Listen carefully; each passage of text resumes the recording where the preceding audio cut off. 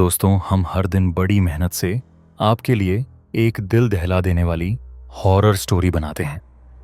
तो अगर आप हमारी यानी इंडियन राइटर चैनल की कहानियाँ एंजॉय कर रहे हैं तो हमारे चैनल को सब्सक्राइब कीजिए और हमारी लेटेस्ट वीडियोस की नोटिफिकेशन के लिए बेल आइकॉन दबाना मत भूलना। ये कहानी हमें हमारे एक सब्सक्राइबर ने भेजी है और आप भी भेज सकते हैं। यह उसके साथ हुए एक सच्चे हादसे पर आधारित है। मुझे यकीन है आज की ये डरावनी कहानी सुनकर आपको डर का एहसास जरूर होगा। दोस्तों, आप हमें कमेंट कर जरूर बताएं कि आप ये कहानी कहां से देख रहे हैं।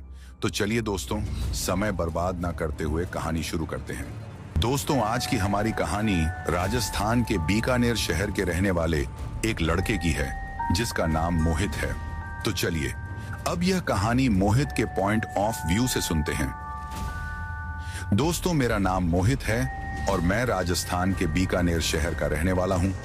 आज जो डरावनी कहानी मैं आप लोगों को सुनाने वाला हूं वह मेरे जीवन में घटी एक बहुत ही भयंकर और डरावनी घटना के बारे में है। दरअसल यह बात उस वक्त की है जब मैं अपनी कॉलेज की पढ़ाई कर रहा था। और जैसा कि आप लोग जानते ही हैं कि कॉलेज में आपकी काफी लड़के और लड़कियों से दोस्ती हो जाती है। तो इसी तरीके से मेरी भी एक लड़की से दोस्ती हो जाती है जिसका नाम स्वाति था। धीरे धीरे मैं और स्वाति काफी अच्छे दोस्त बन गए थे और यह दोस्ती न जाने प्यार में कब बदल गई और हम दोनों एक दूसरे से प्यार करने लग, जिसके चलते अब हम दोनों एक दूसरे से शादी करना चाहते थे। लेकिन सबसे बड़ी जो समस्या थी वो यह थी कि स्वाति एक ब्राह्मण लड़की थी और मैं एक नीची जात का लड़का हूँ। यानी कि हमारे समाज में समाज के लोगों के द्वारा जो जातियां बनाई गई हैं उन जातियों के आधार पर मैं स्वाति से शादी करने के लायक नहीं था। स्वाति ने एक दो बार अपने घर पर इस बारे में अपने घर वालों से बात करने की भी कोशिश की, लेकिन उसके घर वालों ने उसे साफ साफ मना कर दिया था और उस यह तक कह दिया था कि अब अगर तू दोबारा से उस लड़के से मिलने की कोशिश भी करेगी तो हम लोग तो तुझे जान से मार देंगे और तुझे जिंदा घाट देंगे। जब स्वाति ने मेरे प्रति अपने घर वालों के मन में इतनी नफरत देखी तो उसने मुझसे आकर कहा कि इस जन्म में तो हम दोनों की शादी कभी भी नहीं हो सकती और अब हम दोनों ज्यादा दिन तक एक दूसरे से बात भी नहीं कर पाएंगे, क्योंकि जब तक मैंने अपने घर वालों को इस बारे में नहीं बताया था तब तक तो कोई दिक्कत नहीं थी, लेकिन अब मेरे घर वालों को इस बारे में पता चल चुका है तो वो लोग जल्दी ही तुम्हारा पता लगा लेंगे कि तुम कौन हो और मैं नहीं चाहती कि मेरी वजह से तुम्हें कोई तकलीफ हो। इसी वजह से मैं आज लास्ट बार तुमसे मिलने आई हूँ और तुम्हें यह बताने आई हूँ कि हमारी शादी कभी भी नहीं हो सकती, इसीलिए तुम मुझे भूल जाना। स्वाति के मुंह से जैसे ही मुझे यह लाइन सुनने को मिली तो मन अंदर से काफी ज्यादा टूट चुका था और मुझे उस वक्त समझ में नहीं आ रहा था कि आखिर मैं ऐसा क्या करूं जिसकी वजह से मैं और स्वाति हमेशा के लिए यहां से कहीं दूर चले जाएं। तभी मेरे दिमाग में एक ख्याल आता है, पर जब मैं उस ख्याल के बारे में स्वाति से बात करता हूं तो वो मुझे इस चीज के लिए साफ साफ मना कर देती है। वो मुझसे कहती है कि माना कि मैं तुमसे प्रेम करती हूँ, लेकिन इसका मतलब यह भी नहीं है कि मैं अपने माँ बाप को भूल जाऊं, क्योंकि मैंने स्वाति से यह कहा था कि हम दोनों भागकर शादी कर लेते हैं, लेकिन इसके लिए स्वाति ने साफ साफ मना कर दिया था और फिर उसके बाद हम दोनों हमेशा हमेशा के लिए अलग हो गए थे। लेकिन वो कहते हैं ना कि जीवन में अगर आपके साथ कुछ डरावना होना होता है तो उसकी दस्तक पहले से ही हो जाती है। मेरे साथ भी आगे चलकर मेरे जीवन में जो डरावनी घटना होने वाली थी उसकी दस्तक एक दिन दोपहर के वक्त मेरे मोबाइल की रिंगटोन से होती है। दरअसल उस दिन मैं दोपहर के वक्त अपने पापा की दुकान पर काम कर रहा था और जो दुकान पर कस्टमर थे उनको सामान दिखा रहा था कि तभी अचानक से ही दुकान की टेबल पर रखा हुआ मेरा फोन बजने लगता है। जब मैं फोन के पास उसको उठाने के लिए जाता हूं तो मुझे दिखाई देता है कि फोन में एक नए नंबर से घंटी आ रही है। इसी वजह से मैं तुरंत ही फोन को उठा लेता हूं। जैसे ही मैं फोन को उठाता हूं तो सामने की तरफ से मुझे जो आवाज सुनाई देती है उस आवाज को सुनकर मेरे चेहरे पर काफी ज्यादा चमक आ जाती है, क्योंकि वह आवाज किसी और की नहीं बल्कि स्वाति की ही थी। उस वक्त स्वाति मुझसे फोन पर ज्यादा बात तो नहीं करती है, लेकिन वह मुझसे कहती हैं कि आज रात को 12 बजे के बाद तुम मेरे गांव के पीछे जो पुराना कुआं है उसके पास आकर मुझे मिलो। अब इससे आगे मैं उससे कुछ पूछ पाता तभी उसने अचानक से ही अपना फोन काट दिया और जैसे ही उसने अपना फोन काटा तो मुझे उसकी काफी ज्यादा चिंता होने लगी। लेकिन उस वक्त मैं यह तय कर लेता हूं कि मैं आज रात को ही स्वाति से मिलने उसके गांव के पीछे जो पुराना कुआं है वहां पर जाऊंगा। फिर आगे चलकर मैं करता भी ठीक वैसा ही हूं। रात के 10 बजते ही मैं अपने गांव से स्वाति के गांव के लिए अपनी बाइक लेकर निकल जाता हूं। स्वाति के आने से पहले ही मैं उस कुएं के पास में पहुंच चुका था। अभी मुझे उस कुएं के पास में स्वाति का इंतजार करते हुए लगभग आधा घंटा हो चुका था कि तभी अचानक से ही मुझे उस कुएं के पीछे से कुछ हलचल सुनाई देती है। जैसे ही मैं पीछे पलट कर देखता हूं तो मुझे दिखाई देता है कि कुएं के पीछे की तरफ से कोई मेरी तरफ आ रहा है। उस वक्त वहां चारों तरफ काफी घना अंधेरा था। इसी वजह से मुझे थोड़ा बहुत डर भी लग रहा था। साथ ही जिस कुएं के पास में स्वाति ने मुझे मिलने के लिए बुलाया था और उस वक्त जब मैं उस कुएं के पास में खड़ा था तो उस कुएं के बारे में जो कहानी लोगों के मुंह से मैंने सुनी थी वह सभी कहानियां अब मुझे याद आने लगती हैं। दरअसल मैंने कई लोगों से सुना था कि उस कुएं के पास में एक डरावनी चुड़ैल का साया भटकता है। आज से लगभग 20 साल पहले एक औरत ने उस कुएं में कूदकर अपनी जान दे दी थी। तभी से उस औरत की आत्मा वहां पर भटकती है, जिसने अब एक डरावनी चुड़ैल का रूप धारण कर लिया है। जिस वक्त मैं उस कुएं के पास में खड़ा हुआ था तो वहां पर मुझे काफी ज्यादा डर लगा था, क्योंकि उस कुएं के बगल में ही एक बड़ा सा पीपल का पेड़ था और उस पीपल के पेड़ के पत्ते जब रात के वक्त हवा चल रही थी तो काफी ज्यादा डरावनी आवाज निकाल रहे थे। अभी मैं उस कुएं के पास में खड़ा खड़ा दूर से जो मेरी तरफ एक परछाई सी आती हुई मुझे दिखाई दे रही थी उसको देखे जा रहा था। तभी अचानक से ही मुझको दिखाई देता है कि वहां पर एक लाल जोड़े में एक औरत उस कुएं की तरफ आ रही है।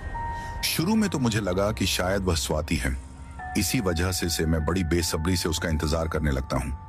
लेकिन जैसे जैसे वह औरत मेरे करीब आती जा रही थी वैसे वैसे ही मेरे मन का यह वहम टूटता जा रहा था कि वह स्वाति है, क्योंकि स्वामी दिखने में कद काठी की थोड़ी छोटी थी।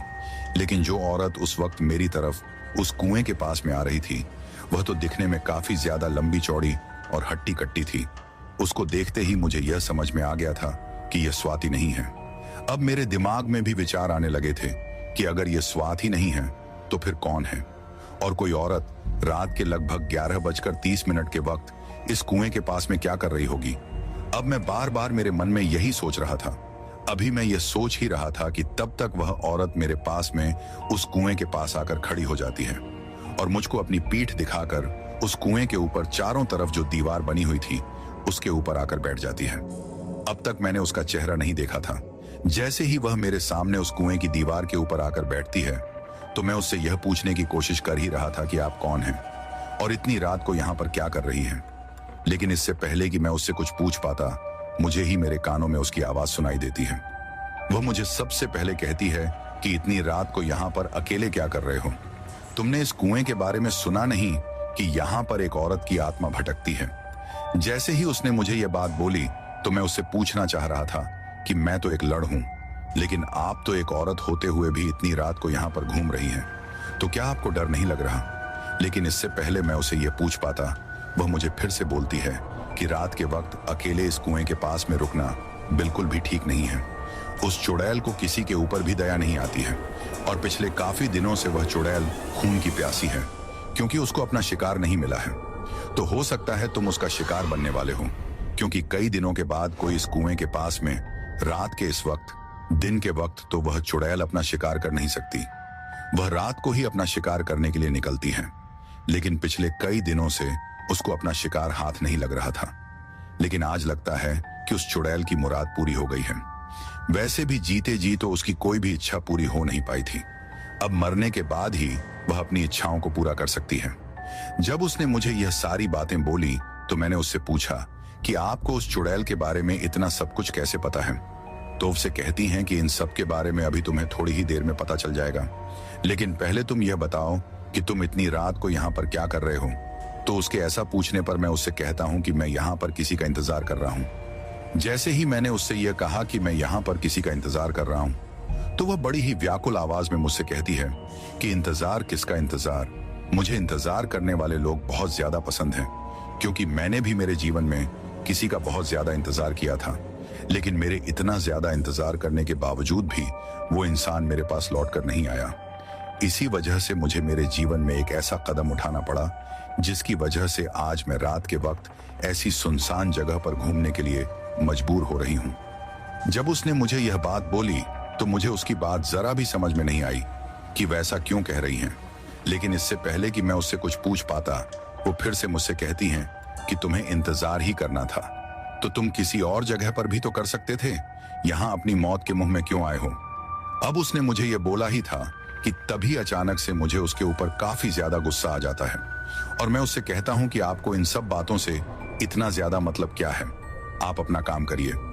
अब मैंने उससे यह बात बोली ही थी कि तभी अचानक से ही थोड़ी देर पहले जो औरत उस कुएं की दीवार पर मुझको पीठ दिखाकर मधुर मधुर आवाज में मुझसे बातें कर रही थी, अचानक से ही उसके बात करने का लहजा बदल जाता है और सिर्फ बात करने का लहजा ही नहीं बल्कि उसकी आवाज भी बदल जाती है।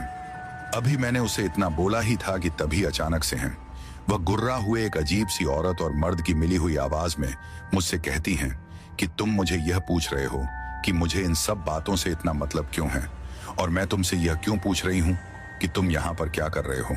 तो मैं तुमको बता दूं कि इस वक्त तुम मेरे इलाके में हो और मेरे इला में भी मेरी मौत की आहुति के बिल्कुल पास मैं खड़े हूं। अब मैं तुम्हें यहाँ से जिंदा बचकर बिल्कुल भी नहीं जाने दूंगी। ये बोलकर अचानक से वह मेरी तरफ पलट है। जैसे ही वह मेरी तरफ पलट है तो मुझे उसका चेहरा दिखाई देता है। उस वक्त रात काफी गहरी हो चुकी थी और वह एक काली रात थी, यानी कि उस रात को काफी ज्यादा अंधेरा हो रहा था। इसी वजह से उस घने अंधेरे में मुझे उसका बाकी का हुलिया तो ठीक तरीके से नजर नहीं आता है, लेकिन मुझे उसका चेहरा का ठीक तरीके से साफ साफ नजर आता है। जैसे ही मैं उसके चेहरे को देखता हूं तो मेरे चेहरे की हवाइयां उड़ जाती हैं और मैं डर के मारे वहां पर थर थर कांपने लगता हूं, क्योंकि जैसे ही उस लाल जोड़े में बैठी हुई औरत ने मेरी तरफ पलट कर देखा तो मुझे उसका वह डरावना चेहरा दिखाई दिया। दिखने में वह जितनी खूबसूरत सी दिखाई दे रही थी, उसका चेहरा उतना ही ज्यादा बदसूरत और डरावना था। मेरी तरफ देखते ही वह अजीब तरीके से मुस्कुराती है। जब वो मुस्कुराती हैं तो मुझे उसके दांत दिखाई देते हैं। अब वह मेरी तरफ देखकर मुझे कहती हैं कि क्यों, क्या हुआ, कहाँ था ना तुम्हें कि थोड़ी देर में तुम्हें सब पता चल जाएगा, लेकिन तुमने मुझसे इस तरीके से बात करके बहुत बड़ी गलती कर दी है। आज मैं तुम्हें मारकर तुम्हारे सारे खून को पी जाऊंगी, क्योंकि मैं पिछले कई दिनों से खून की प्यासी हूं। मुझसे यह बात कहकर वह अजीब तरीके से एक तीखी सी आवाज में हंसने लगती है। अभी मैं कुछ कर पाता उससे पहले ही वो औरत, या फिर यूं कहूं कि वह चुड़ैल, अचानक से उस कुएं की दीवार के ऊपर से खड़ी होती है और खड़ी होकर मेरी तरफ देखने लगती है। अब वह मेरी तरफ देखते हुए अपनी आंखों को काफी ज्यादा बाहर की तरफ निकालकर मुझे घूर रही थी और घूरते वक्त उसके होंठों पर एक अजीब सी कांठ इलाना मुस्कुराहट थी। जब वह मुझे इस तरीके से घूर रही थी तो मैं अपनी आंखें फाड़ फाड़ कर उसके उस डरावने चेहरे को देख रहा था। उस वक्त मुझे साफ साफ दिखाई दे रहा था कि उसने अपने होठों पर काले रंग की लिपस्टिक लगा रखी है, जो कि उसके होठों को काफी ज्यादा डरावना बना रही थी। साथ ही उसने अपनी आंखों में काजल भी डाल रखा है, जो कि उसकी आंखों से नीचे की तरफ बहकर उसके गालों तक आ चुका था। साथ ही उसके सिर के बाल पूरी तरीके से खुले हुए थे, जो रात के वक्त चल रही उस हवा में थोड़े थोड़े इधर उधर हो रहे थे। लेकिन उसका जो चेहरे का हुलिया था वो पूरी तरीके से किसी बूढ़ी औरत की तरह दिखाई दे रहा था, जिस पर काफी ज्यादा झ पड़ चुकी थी और सिर्फ झुर्रियां ही नहीं बल्कि उसका चेहरा इस तरीके से हो चुका था जैसे किसी ने जगह जगह से किसी धारदार चीज से उसके ऊपर बार बार वार करके उसके चेहरे को काट दिया हो। लेकिन उन कटे हुए घावों में से खून की एक बूंद भी नहीं निकल रही थी। उस चीज को देखकर मैं समझ गया था कि यह कोई साधारण औरत नहीं है, बल्कि शायद यह वही चुड़ैल है जिसके बारे में मैंने आज तक लोगों के मुंह से कहानी सुनी थी कि उस कुएं के पास में एक डरावनी चुड़ैल का साया भटकता है, जो रात के वक्त किसी भी इंसान को अकेले उस कुएं के पास से गुजरता हुआ देखकर उसको अपना शिकार बना लेती है, और जब वह किसी को अपना शिकार बना लेती है तो फिर उस इंसान की लाश भी लोगों को नहीं मिलती है। वह इंसान एक रहस्यमयी तरीके से गायब हो जाता है। अब लोगों की कही हुई बातें याद करके मुझे काफी ज्यादा डर लगने लगा था, क्योंकि उस वक्त वो डरावनी चुड़ैल मेरे बिल्कुल सामने ही खड़ी हुई थी। उसको देखते देखते मेरे सिर से पसीना टपकने लगा था और वो पसीना मेरे ललाट से होते हुए मेरे कान के बगल से आकर मेरे गले तक जा रहा था। डर के मारे अब मेरा गला सूख चुका था, जिसके कारण मैं बार बार अपने ही मुंह का थूक निगल रहा था। अभी वह चुड़ैल मेरे ऊपर हमला कर पाती या मैं वहां से भागने की कोई कोशिश कर पाता, उससे पहले ही जब मैं खड़ा खड़ा उस चुड़ैल की तरफ देख रहा था तो अचानक से ही मुझे मेरे कंधे पर पीछे से किसी के हाथ रखने का एहसास होता है। जैसे ही मुझे वह एहसास होता है तो मैं डर के मारे उछलकर अचानक से पीछे की तरफ पलट कर देखता हूं। जैसे ही मैं पीछे की तरफ पलट कर देखता हूं तो मैं जोर की एक सांस लेता हूं और थोड़ा हल्का महसूस करता हूं। लेकिन जैसे ही मैं वह जोर की सांस लेता हूं तो मैं फिर से अचानक से पीछे की तरफ पलटकर उस चुड़ैल की तरफ देखता हूं। पर उस वक्त वह चुड़ैल वहां से गायब थी। दरअसल जैसे ही मेरे कंधे पर मुझे किसी के हाथ रखने का एहसास हुआ और मैंने पीछे की तरफ पलटकर देखा तो वहां पर कोई और नहीं बल्कि स्वाति खड़ी थी। उस वक्त स्वाति ने अपने सिर पर एक कंबल ओढ़ रखी थी। साथ ही उसने अपने हाथ में एक बड़ा सा बैग ले रखा था जिसको देखकर ऐसा लग रहा था कि शायद इसमें स्वाति का कोई जरूरी सामान है। अभी मैं स्वाति से कुछ पूछ पाता उससे पहले ही स्वाति मुझसे कहती है कि चलो चलो यहाँ से जल्दी से निकले। तभी मैं उससे पूछता हूँ कि आखिर तुम मुझे कहाँ लेकर जा रही हो और तुम इस तरीके से कंबल ओढ़कर और अब हाथ में यह बैग लेकर यहाँ पर क्यों आई हो और इस बैग में ऐसा क्या है। तभी स्वाति अचानक से मुझसे कहती हैं कि हम दोनों आज के आज ही भागकर शादी करने वाले हैं और तुम मुझे यहाँ से इतनी दूर ले चलो कि मेरे घर वालों को मेरी परछाई तक भी दिखाई ना दे। जैसे ही स्वाति ने एक पल के लिए मुझे बात कही तो मुझे उसकी बात पर विश्वास ही नहीं हुआ, क्योंकि जो लड़की कुछ दिनों पहले मुझे यह कह रही थी कि मैं अपने घर वालों की इज्जत खराब नहीं कर सकती, अब वही लड़की मुझे अपने साथ भागने की बातें कह रही थी। जैसे ही मैं उससे पूछता हूं कि तुम तो अपने घर वालों के बारे में काफी ज्यादा सोच रही थी कि उनकी इज्जत खराब ना हो जाए, यह ना हो जाए, वो ना हो जाए, तो मेरी इस बात का स्वाति अपने मुंह से तो कोई भी जवाब नहीं देती है। लेकिन तभी वह कुछ ऐसा करती हैं जिसको देखकर मेरा मन भी उसके साथ भागने के लिए तैयार हो जाता है। दरअसल जैसे ही मैंने उससे वह बात कही तो उसने उस वक्त अपने हाथ में जो बैग ले रखा था वो उस बैग को वहीं नीचे जमीन पर रख देती है और उसने जो कंबल ओढ़ रखी थी वह उस कंबल को भी उतारकर उस बैग के ऊपर रख देती है और उसके बाद मेरे को पीठ दिखाकर पीछे की तरफ मुंह करके मुड़ जाती है। फिर उसने उस वक्त जो कुर्ता पहन रखा था वह उस कुर्ते को ऊपर उठाकर मुझे अपनी पीठ दिखाती है। जैसे ही मैं उसकी पीठ की तरफ देखता हूं तो मेरी आंखें चौंधिया जाती हैं और मेरे से उसकी पीठ की तरफ भी देखा नहीं जाता है, क्योंकि उस वक्त उसकी पीठ पर उसको मारने के काफी ज्यादा निशान मौजूद थे। उसकी पीठ पर 1 इंच भी जगह नहीं बची हुई थी, जहां पर से उसकी खाल की चमड़ी ऊपड़ बहाल संगीत फिराक में थी। जैसे तैसे करके अपने एक दोस्त की मदद से मैंने उसका फोन लेकर आज दिन के वक्त तुमको फोन किया था और अब मैं भागकर यहाँ पर आ गई हूँ। आज मैं भागकर इसलिए आ पाई हूँ क्योंकि मेरे पूरे घर वाले हमारे किसी रिश्तेदार की शादी में दूसरे गांव में गए हुए हैं। अब उनके आने से पहले हम लोगों को इस गांव से निकलकर काफी दूर चले जाना है, क्योंकि मुझे घर में काम करने वाले लोगों से पता चला है कि वो रात के 2 बजे तक वापस आने वाले हैं और 2 बजे तक हम लोगों को यहाँ से इतना दूर निकल जाना है कि वो लोग अगर हमें यहाँ आसपास में ढूंढने की भी कोशिश करें तो हम लोग उनको ना मिले। अभी स्वाति मुझसे ये बातें कह ही रही थी कि तभी अचानक से ही मेरे दिमाग में उस चुड़ैल का विचार आता है जो कुछ देर पहले ही मेरे पीछे खड़ी थी। स्वाति की बातों को सुनते सुनते मैं चुड़ैल के बारे में तो भूल ही गया था। जैसे ही मुझे उस चुड़ैल की याद आती है तो मैं अचानक से पीछे की तरफ पलट कर देखता हूँ, पर उस वक्त भी वहां पर कोई मौजूद नहीं था। तभी अचानक से स्वाति का हाथ पकड़कर मैं उसे कहता हूँ कि स्वाति जितना तेज हो सके यहाँ से भागो, पर स्वाति मुझसे कहती हैं कि हमें आखिर भागना ही क्यों है, पास में ही तुम्हारी बाइक खड़ी हुई है, हम तुम्हारी बाइक से चलते हैं। फिर उसके बाद में हड़बड़ा हुए बाइक स्टार्ट करता हूँ और स्वाति अपना वह बैग और कंबल लेकर मेरे पीछे मेरे साथ बाइक पर बैठती हैं और उस वक्त हम लोग स्वाति के गांव से और मेरे गांव से काफी ज्यादा दूर निकल चुके थे। अब हमको उस कुएं के पास से भागे हुए लगभग 2 घंटे का समय हो चुका था। उस वक्त तक लगभग रात के 2 बज चुके थे। तभी स्वाति मुझे अचानक से चलती हुई बाइक पर पूछती है कि जब उस वक्त मैं वहां कुएं के पास में आई तो तुम इतना डरे हुए क्यों थे? जब मैंने अचानक से तुमको देखा था तो तुम्हारे शरीर पर काफी ज्यादा पसीना आया हुआ था और तुम्हारे चेहरे को देखकर ऐसा लग रहा था कि तुमने कोई ऐसी चीज देख ली है जिसकी वजह से तुम काफी ज्यादा घबरा गए हो। लेकिन उस वक्त मैं सोचता हूं कि अगर मैंने स्वाति को अभी उस चुड़ैल वाली बात बता दी तो शायद वह काफी ज्यादा डर जाएगी। इसी वजह से मैं उससे कहता हूं कि अरे नहीं नहीं, ऐसा कुछ भी नहीं है, वो तो वहां पर काफी ज्यादा गर्मी थी, इसी वजह से मुझे पसीना आ रहा था। फिर उसके बाद मैं उस बात को टालते हुए स्वाति के साथ में वहां से काफी दूर निकल जाता हूँ। लेकिन उस वक्त मुझे इस बात का जरा भी अंदाजा नहीं था कि उस वक्त मेरे पीछे बाइक पर स्वाति नहीं बल्कि कोई और ही बैठा हुआ है। यानी कि जिसे मैं स्वाति समझ रहा था वह तो स्वाति थी नहीं बल्कि वह तो कोई और ही थी। अब मैं आप लोगों से ऐसा क्यों कह रहा हूं, ये तो आपको कहानी में आगे चलकर ही पता चलेगा। लेकिन जब मैं अपनी बाइक पर स्वाति को लेकर वहां से भाग रहा था तो बाइक चलाते चलाते ही मेरे दिमाग में यह विचार आ रहा था कि मैंने तो अपने घर वालों को इस बारे में कुछ बताया भी नहीं है और रात को भी मैं चोरी छुप के अपने घर से निकल कर आया था। अगर एक बार मैं अपने घर वालों को बता देता कि मैं ऐसा कुछ करने वाला हूं तो वो लोग शायद मुझे ढूंढने की कोशिश नहीं करते।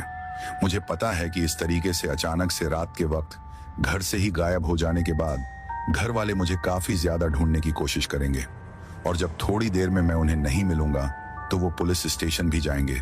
लेकिन अब मुझे स्वाति का पूरा पूरा साथ मिल रहा था। इसी वजह से मैं उसके साथ अपनी एक नई जिंदगी शुरू करने की उस वक्त सोच लेता हूँ और एक बार जोर से अपनी आंखें बंद करके बाइक चलाते चलाते ही पीछे का सब कुछ भूल जाता हूँ। यानी कि उस वक्त मैं सोच लेता हूँ कि मेरी जिंदगी में जो कुछ भी था उसे मैं खो चुका हूँ और यहाँ से मेरी जिंदगी की नई शुरुआत हो रही है। अब हम लोगों को वहां से इतनी दूर जाना था कि अगर वह लोग हमें आसपास की जगह पर ढूंढने की कोशिश भी करें तो हम लोग उनसे ना मिले। तो फिर बाइक चलाते चलाते मैं स्वाति से पूछता हूँ कि हमें ऐसी कौन सी जगह पर चलना चाहिए जिसकी वजह से हम लोग कभी भी उनकी पकड़ में ना आ पाए। तो स्वाति मुझसे कहती हैं कि हमको यहाँ से काफी दूर चलना चाहिए। तभी मैं दिमाग में पश्चिम बंगाल का विचार आता है। उसके बाद जब मैं स्वाति को इस बारे में बताता हूँ तो वह भी हाँ कर देती है। उसके हाँ करते ही हम लोग वहां से पश्चिम बंगाल के लिए फरार हो जाते हैं। बीकानेर शहर से निकलने से पहले मैंने अपनी बाइक को एक कबाड़ी को बेच दिया था और उससे कहा था कि अगर तुम इस बाइक को आगे चलकर चलाना भी चाहते हो तो इसका पूरी तरीके से हुलिया बदल देना ताकि तुम तक कोई भी पुलिस और स्वाति के घर वाले ना पहुंच पाए और अगर वो तुम तक पहुंच भी जाए तो वो इस बाइक को पहचान ना सके। अब वो जो कबाड़ी वाला था वो मेरा ही दोस्त था क्योंकि उसके पापा का कबाड़ का धंधा था और वह मेरे साथ शुरू से स्कूल में पढ़ा हुआ था। उसको मैं ये बताकर निकला था कि आज मैं स्वाति को अपने साथ भगाकर लेकर जा रहा हूं। फिर उसके बाद हम लोग वहां से पश्चिम बंगाल चले जाते हैं। पश्चिम बंगाल में हम लोग कोलकाता में रहने लगे थे। अब हम लोगों को वहां पर रहते हुए काफी महीने हो चुके थे। अब तक हम लोग इस चीज से बिल्कुल निस्फिक्र हो चुके थे कि अब हमारे तक कोई भी नहीं पहुंचने वाला। समय के साथ साथ चीजें अब आगे बढ़ने लगी थी और स्वाति गर्भवती हो गई थी। लेकिन अब तक हम लोगों ने कोर्ट मैरिज कर ली थी जिसके कारण मुझे हमारे आने वाले बच्चे का कोई भी डर नहीं था क्योंकि हम लोग उसके माता पिता बनने वाले थे। लेकिन स्वाति के गर्भवती होने के 4 से 5 दिन बाद ही मुझे इस बात की भनक लगती है कि स्वाति के घर वालों को हमारे यहाँ पर होने का शायद पता चल गया है और वह लोग कभी भी इस जगह पर आ सकते हैं। इसी वजह से कोलकाता में हम लोग जिस मकान मालकिन के घर में रह रहे थे मैं उसको सारी कहानी बताता हूँ। तो उस वक्त वो औरत हम लोगों की काफी ज्यादा मदद करती हैं। वो मुझसे कहती हैं कि तुम लोग ऐसा करो कि तुम मेरे मायके में चले जाओ। वहां पर मैं अपने मायके वालों से बात कर लेती हूँ। उसने बताया कि उसका मायका कोलकाता से लगभग 300 किलोमीटर दूर एक छोटे से गांव में है और उस गांव तक तो कोई भी नहीं पहुंच सकता था क्योंकि वह गांव आधुनिक संसाधनों से काफी ज्यादा पिछड़ा हुआ था। यानी कि वहां पर मोबाइल की जैसी सुविधाएं भी बहुत कम थी जिसके चलते हम लोग एक गुप्त रूप से हमारी जिंदगी वहां पर जी सकते थे। उसके बाद जिस जगह का पता उस मकान मालकिन ने हम लोगों को दिया हम उस जगह पर उस गांव में पहुंच जाते हैं और अब उस गांव में हम लोग हमारी जिंदगी आसानी से जीने लगे थे। उस मकान मालकिन के जो मायके वाले थे वह भी हमारी काफी ज्यादा मदद कर रहे थे। स्वाति जब अपने घर से भाग कर आई थी तो उस वक्त वह कुछ पैसे और गहने लेकर आई थी जिनको बेचकर हम लोग अब तक अपना गुजारा चला रहे थे। लेकिन अब स्वाति के इलाज में और बाकी की जरूरत की चीजों में हमारे पैसे धीरे धीरे पूरे होने लगे थे। इसी वजह से मैं उस मकान मालकिन के मायके वालों से कहता हूं कि आप मुझे कुछ काम दिला दीजिए ताकि हम लोग हमारा कुछ गुजारा कर सकें। इसके बाद मुझे उस गांव में ही काम मिल जाता है और मैं उस गांव में लकड़ी काटने का काम करने लगता हूं जिसके मुझे एक दिन के 300 मिलने लगे थे। मैं उन पैसों में काफी ज्यादा खुश था। अब मैं रोजाना सुबह अपने काम पर जाता था और शाम को वापस घर पर लौट आता था और इस तरीके से मेरी जिंदगी काफी ज्यादा आराम से चल रही थी। लेकिन बीच बीच में मुझे अपनी माँ की और घर वालों की काफी ज्यादा याद आती थी। मैं सोचता था कि आखिर मेरी माँ मुझे कितना याद कर रही होगी, लेकिन फिर अपने आने वाले बच्चों की सोचकर मैं सभी चीजों को भूल जाता था। अब धीरे धीरे स्वाति के बच्चा होने का समय करीब आने लगा था। अब उसका 9वां महीना चल रहा था और कभी भी उसके बच्चा हो सकता था। लेकिन उसके बच्चे को इस दुनिया में लाने के लिए हम लोगों को एक अस्पताल की जरूरत थी, जो कि उस गांव के आसपास में तो बिल्कुल भी मौजूद नहीं था। यानी कि हम लोगों को स्वाति के मायके वालों ने पहले ही कह दिया था कि आपको इस बच्चे को जन्म देने के लिए कोलकाता के ही किसी अस्पताल में लेकर जाना होगा। एक रात मैं और स्वाति अपने घर पर सोए हुए थे कि तभी अचानक से ही स्वाति के पेट में काफी तेज दर्द होने लगता है और स्वाति मुझसे कहती है कि शायद मेरा समय आ गया है, मुझे अभी के अभी अस्पताल लेकर चलो। जैसे ही स्वाति ने मुझसे यह बात कही तो मेरे चेहरे से होश उड़ गए, क्योंकि जिस वक्त हम उस गांव में थे, उस गांव से जो सबसे नजदीकी अस्पताल था वह वहां से लगभग 150 किलोमीटर की दूरी पर था। अब ऐसे में रात के वक्त स्वाति को अस्पताल में लेकर जाना मुझे कुछ भी समझ में नहीं आ रहा था, लेकिन फिर मैं स्वाति को वहां से पैदल ही लेकर निकल पड़ता हूँ। अभी हम लोग अपने अपने हाथ में छत्ता लेकर गांव की पगडंडी से होते हुए गांव से बाहर की तरफ जा रहे थे। अब आप लोग सोच रहे होंगे कि हम लोग पैदल ही गांव की पगडंडी से होते हुए बाहर की तरफ क्यों जा रहे थे। तो मैं आप लोगों को बता दूं कि उस गांव के बगल से ही एक रेलवे लाइन गुजरती थी और पास में ही एक रेलवे स्टेशन था, जहां पर रात के वक्त सिर्फ कुछ ही देर के लिए जो ट्रेन आती थी वह रुकती थी। अब उस रेलवे स्टेशन की दूरी हमारे घर से लगभग 1 किलोमीटर की थी, लेकिन उस रेलवे स्टेशन की तरफ जाने से पहले हम लोगों को एक जंगल के छो से हिस्से से होते हुए गुजरना पड़ता था। उस जंगल के बीच से ही एक छोटी सी पगडंडी थी, जिसके ऊपर चलते हुए हम लोगों को उस रेलवे स्टेशन की तरफ जाना पड़ता था। अब मैं और स्वाति रात के उस घने अंधेरे में तेज बारिश के बीच अपने हाथों में छत्ता लेकर उस तरफ जा रहे थे।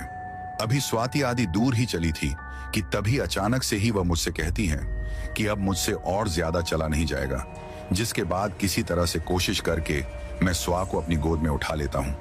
लेकिन स्वाति को अपनी गोद में उठाकर थोड़ी दूर चलते ही मुझे इस बात का एहसास हो गया था कि शायद मैं इसे रेलवे स्टेशन तक इसी तरीके से लेकर नहीं जा पाऊंगा, क्योंकि अब तक मैं काफी ज्यादा कमजोर हो चुका था। स्वामी के घर वालों से और पुलिस से भागते भागते मैंने अपनी सेहत की तरफ बिल्कुल भी ध्यान नहीं दिया था और साथ ही लकड़ी काटने का इतना कठिन काम करने लगा था, जिसकी वजह से मेरा शरीर बुरी तरीके से थक चुका था। लेकिन उस वक्त मैं अब बच की सोचकर किसी तरीके से हिम्मत करके स्वाति को वहां से उस पगडंडी से होते हुए लेकर जा रहा था कि तभी अचानक से ही पता नहीं स्वाति को क्या होता है, वह जोर जोर से हंसने लगती है। उस वक्त वह जिस तरीके से हंस रही थी, उसकी वह हंसी देखकर मुझे अतीत में बीते हुए कुछ पलों की याद आती है। और वह पल वही पल थे जिस वक्त मैं उस कुएं के पास में खड़ा होकर स्वाति के आने का इंतजार कर रहा था। यानी कि जिस दिन हम लोग भागकर हमारे गांव से आए थे, उस दिन जब उस कुएं के पास में मुझे वो चुड़ैल मिली थी, वो ठीक इसी तरीके से हंस रही थी जिस तरीके से अब स्वाति मेरी गोद में हंस रही थी। उसको इस तरह से हंसता हुआ देखकर मैं उससे पूछता हूं कि अरे स्वाति, क्या हुआ, तुम इस तरीके से क्यों हंस रही हो? लेकिन वो मेरी किसी भी बात का जवाब नहीं देती है और बस बार बार हंसते ही जा रही थी। उस वक्त मुझे कुछ भी समझ में नहीं आ रहा था कि अचानक से ही स्वाति को यह क्या हो गया है। लेकिन फिर मैं किसी तरह से हिम्मत करके उसको रेलवे स्टेशन तक ले जाता हूं। अभी हम लोग उस रेलवे स्टेशन पर खड़े खड़े ट्रेन के आने का इंतजार कर रहे थे, लेकिन अब मुझे स्वाति को देखकर ताज्जुब हो रहा था, क्योंकि वह इस तरीके से उछल रही थी जैसे खेलते वक्त कोई बच्चे उछल रहे होते हैं। तभी मैं स्वाति से कहता हूं कि तुम्हारे पेट में बच्चा है और तुम्हारा टाइम भी काफी ज्यादा नजदीक आ गया है, इसी कारण तुम्हारा ऐसी स्थिति में इस तरीके से उछलना बिल्कुल भी सही नहीं है। लेकिन तभी अचानक से स्वाति मुझसे कहती है कि तू बताएगा क्या कि मुझे किस तरीके से चलना है या नहीं चलना है। आज पहली बार स्वाति ने मुझसे इस तरीके से बात की थी।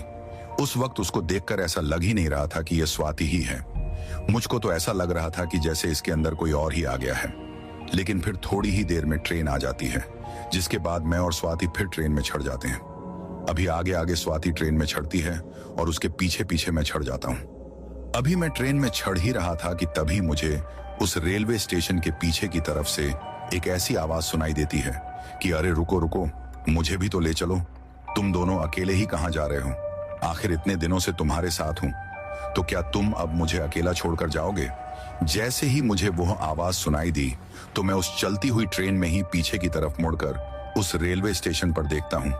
लेकिन उस रेलवे स्टेशन पर पूरी तरीके से सन्नाटा छाया हुआ था और वहां पर कोई भी नहीं था। वो गांव का एक छोटा सा रेलवे स्टेशन था, इसी वजह से ज्यादा बड़ा नहीं था। लेकिन उस वक्त मुझे उस स्टेशन पर अंधेरे के अलावा और कुछ भी दिखाई नहीं दे रहा था।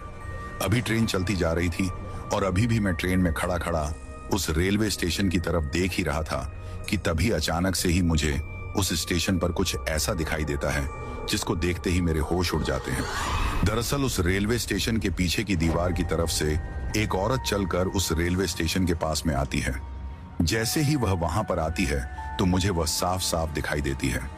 उसको देखकर मैं काफी ज्यादा चौंक जाता हूं और डर के मारे घबरा जाता हूं, क्योंकि वह औरत कोई और नहीं बल्कि वह वही चुड़ैल थी जो आज से लगभग 1 से 1.5 साल पहले मुझे स्वाति के गांव के पास में उस पुराने कुएं के ऊपर मिली थी और जिसके बारे में लोगों का कहना था कि एक बार अगर वह किसी के पीछे पड़ जाती है तो उसको अपना शिकार बनाए बिना उसका पीछा बिल्कुल भी नहीं छोड़ती है। अब ट्रेन अपनी रफ्तार पकड़ने ही वाली थी कि तबीयत अचानक से मैं देखता हूं कि जिस बोगी में मैं दरवाजे के पास में खड़ा हुआ था, उस बोगी के दूसरी तरफ से जो दरवाजा था, उस दरवाजे से स्वाति अचानक से ही चलती हुई ट्रेन से उतर जाती है। ये देखकर मैं उसे आवाज लगाने लगता हूं कि अरे स्वाति, तुम उतर क्यों गई?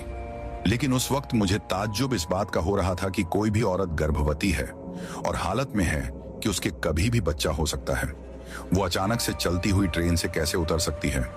अभी मुझे बिल्कुल भी समझ में नहीं आ रहा था। लेकिन आगे मैं कुछ सोचता उससे पहले ही मैं उस चलती हुई ट्रेन से नीचे उतर जाता हूं, क्योंकि मुझे स्वाति को अपने साथ ही लेकर जाना था।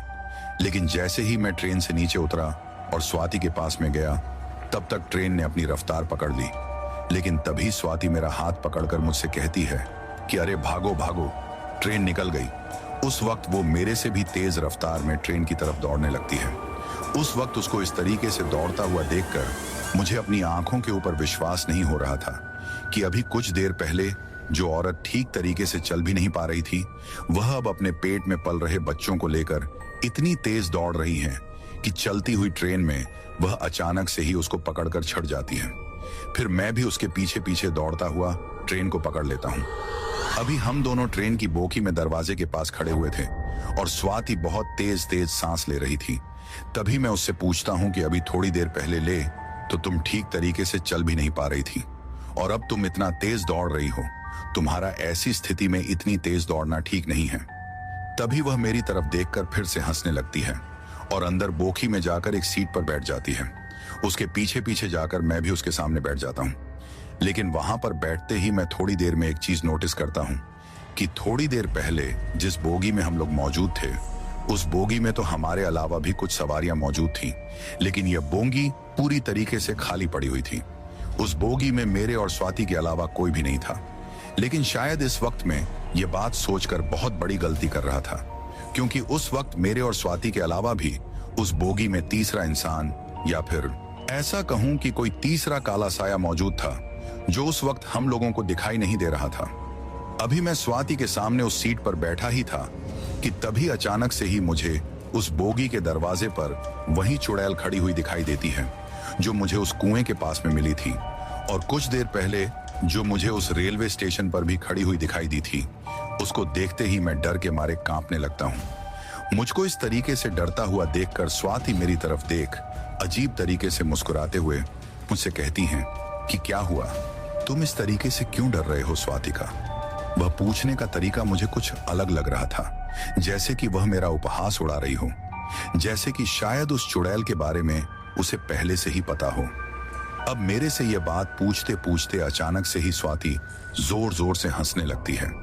जब वह जोर जोर से हंसने लगती है तो मैं उसकी तरफ देखता हूँ, पर उसकी तरफ देखते ही मैं फिर से जब उस बोगी के दरवाजे की तरफ देखता हूँ तो वहां से वह चुड़ैल गायब थी। लेकिन अब हंसते हंसते ही स्वाति का चेहरा पूरी तरीके से बदल जाता है और अब वह उस चुड़ैल का रूप ले लेती है जो कुछ देर पहले उस दरवाजे के पास में खड़ी हुई थी। जैसे ही स्वाति का रूप उस चुड़ैल के रूप में बदल जाता है तो मैं अचानक से डर कर उसके सामने बैठी हुई सीट से खड़ा हो जाता हूँ और मेरे को वहां पर खड़ा होते देख स्वाति अचानक से मुझसे कहने लगती है कि क्या हुआ, तुम इस तरीके से क्यों खड़े हो गए? तुम्हें पता नहीं है कि मेरे पेट में हमारा बच्चा पल रहा है? आखिर तुम मुझे इस तरीके से छोड़कर कैसे जा सकते हो? अब देखते ही देखते स्वाति पूरी तरीके से उस चुड़ैल के रूप में बदल चुकी थी। अब मेरे सामने स्वाति नहीं बल्कि वह चुड़ैल ही थी। उसको इस तरीके से देखकर मैं डर के मारे बुरी तरीके से कांप रहा था, लेकिन वो चुड़ैल मेरी तरफ देखकर बार बार हंसे ही जा रही थी। उस वक्त मुझे कुछ भी समझ में नहीं आ रहा था कि आखिर ये सब मेरे साथ क्या हो रहा है। लेकिन फिर अचानक से ही वह चुड़ैल अपने हाथों के लंबे लंबे नाखूनों से अपने पेट में उन नाखूनों को गुस्सा कर अपने पेट को फाड़ देती है। और यह करते हुए जब मैं उसको देखता हूं तो मुझे अपने अंदर से ही उल्टी होने का एहसास होता है। उसको ऐसा करते हुए देखकर मैं वहीं पर घुटनों के बल गिर जाता हूं और जोर जोर से उल्टी करने लगता हूं। अब तक वह चुड़ैल अपने दोनों हाथों के लंबे लंबे नाखूनों से अपने पूरे पेट को फाड़ देती है और उस पेट में से उस वक्त जो निकलता है उसको देखकर मेरी हालत खराब हो जाती है, क्योंकि उस वक्त उसके पेट में से कोई इंसानी बच्चा नहीं बल्कि एक काला लूटा सा बड़ा सा मुर्गा निकला था। यानी कि मुर्गे का बच्चा निकला था, जो कि बाकी मुर्गों के बच्चों की तुलना में काफी ज्यादा बड़ा था। और उसके पेट से निकलते ही वो उस ट्रेन की बोगी में इधर उधर दौड़ने भी लगा था। अब यह चीज होते हुए देखकर मुझे अपनी आंखों पर विश्वास नहीं हो रहा था कि आखिर यह सब क्या हो रहा है। लेकिन फिर अचानक से ही वह चुड़ैल उछलकर मेरे ऊपर आकर मेरे सीने पर बैठ जाती है और मेरे सीने पर बैठते ही वह मेरे कानों को जोर जोर से पकड़कर खींचने लगती है और मुझसे कहती हैं कि तू सुनने, मैं काफी ज्यादा बहरा है। तुझे आज तक भी इस बात का एहसास नहीं हुआ कि मैं स्वाति नहीं बल्कि कल्लो हूं।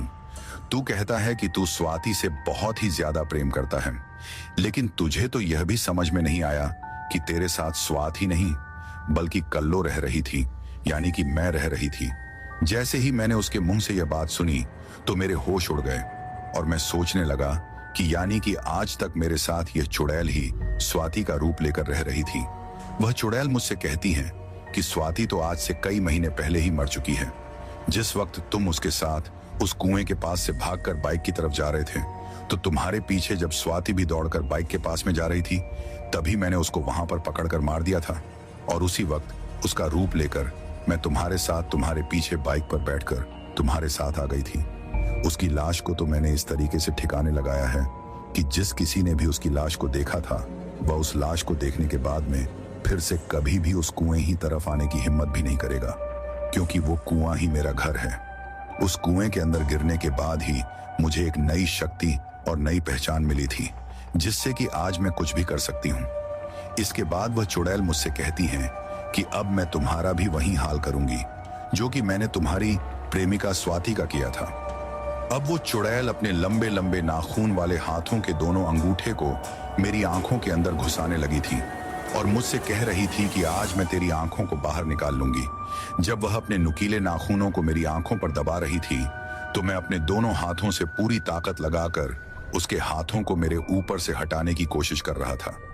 लेकिन उस वक्त उसके वो नाखून मेरी आंखों में गड़ने लगे थे, जिसकी वजह से मुझे काफी ज्यादा दर्द हो रहा था और मैं वहां पर बहुत तेज तेज आवाज में चिल्लाने लगा था। लेकिन तभी किसी तरह से हिम्मत करके मैं नीचे की तरफ से अपने एक पैर से उसके काफी तेज लात मारता हूं और जैसे ही मैं उसके लात मारता हूं तो वह दूर जाकर गिरती है।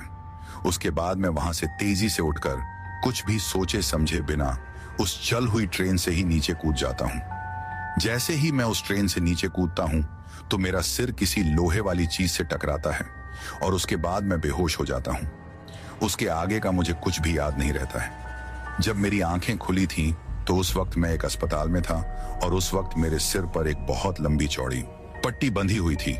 उसके कई दिनों बाद मैं अपने गांव वापस लौट आता हूं। जैसे ही मैं अपने गांव वापस लौटता हूं तो मुझे देखकर मेरी माँ खुशी के मारे काफी ज्यादा रोने लगती है। वह बार बार मुझे गले लगा रही थी। लेकिन यह सब होने के बाद में जब मैं अपने दोस्तों से स्वाति के बारे में पता करता हूं तो मुझे पता चलता है कि उस रात जब मैं उस चुड़ैल को स्वाति समझकर उसको अपने साथ लेकर भाग गया था तो उस रात को ही स्वाति की लाश उस कुएं के पास में मौजूद उस पीपल के पेड़ से लटकी हुई लोगों को मिली थी। लेकिन उस वक्त उसकी लाश इतनी बुरी तरीके से कुचली जा चुकी थी कि उसकी वह हालत देखकर हर किसी के डर के मारे पसीना आने लगा था और जिस हालत में वह लाश थी उसको देखते ही वहां पर मौजूद सभी लोग उल्टी करने लगे थे, क्योंकि उस चुड़ैल ने स्वाति की लाश का हुलिया इतनी बुरी तरीके से बिगाड़ दिया था कि उसको कोई भी देख नहीं सकता था। आज तक भी मैं अपने मन ही मन स्वाति को याद करता हूँ, लेकिन गांव में किसी को भी इस बात का पता नहीं चला था कि मैं स्वाति को लेकर भागा हूँ, बल्कि मेरे घर वालों को तो यही लग रहा था कि मैं कहीं पर गायब हो गया हूँ या फिर मुझको कोई उठाकर ले गया है। लेकिन यह सब चीज होने के बाद में मैं हमेशा हमेशा के लिए ही अपने गांव और बीकानेर को छोड़कर जयपुर आ गया हूँ और अब मैं राजस्थान की राजधानी जयपुर में रहने लगा हूँ। यहाँ पर आकर मैंने एक अच्छी खासी नौकरी पकड़ ली थी, जिसके बाद में मैंने अपने घर वालों को भी यहीं पर बुलाकर एक घर ले लिया और अब हम सभी लोग यहीं पर बड़े आराम से रहने लगे हैं। दोस्तों, ये थी आज की कहानी। अगर कहानी पसंद आई हो तो कहानी को लाइक करें, चैनल को सब्सक्राइब करें और कमेंट करके अपनी राय जरूर दें।